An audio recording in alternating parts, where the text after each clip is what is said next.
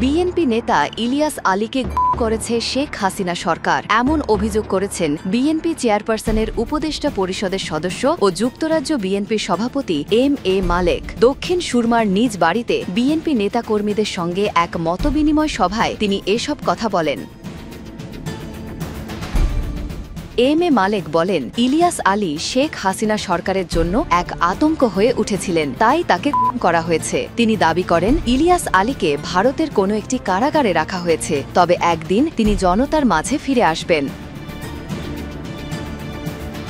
চায়ের দাওয়াত প্রত্যাখ্যানের কথা তুলে ধরে তিনি বলেন, ফ্যাসিস্ট শেখ হাসিনা একবার আমাকে চায়ের দাওয়াত দিয়েছিলেন, আমি সে দাওয়াত প্রত্যাখ্যান করি এবং তাকে শর্ত দিয়েছিলাম বেগম খালেদা জিয়াকে মুক্তি দিতে হবে।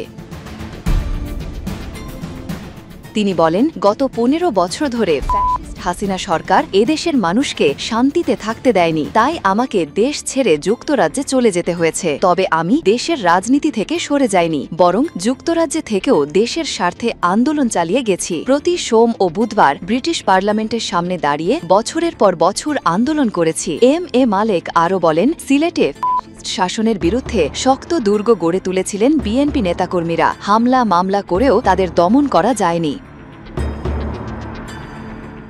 2012 সালের 17 এপ্রিল ঢাকার বনানী থেকে গাড়ি চালক আনসার আলী সহ নিখোঁজ হন বিএনপির প্রভাবশালী নেতা এম ইলিয়াস আলী। এরপর থেকে তার কোনো খোঁজ মেলেনি। বিএনপির অভিযোগ, আওয়ামী লীগ সরকারই তাকে খুন করেছে।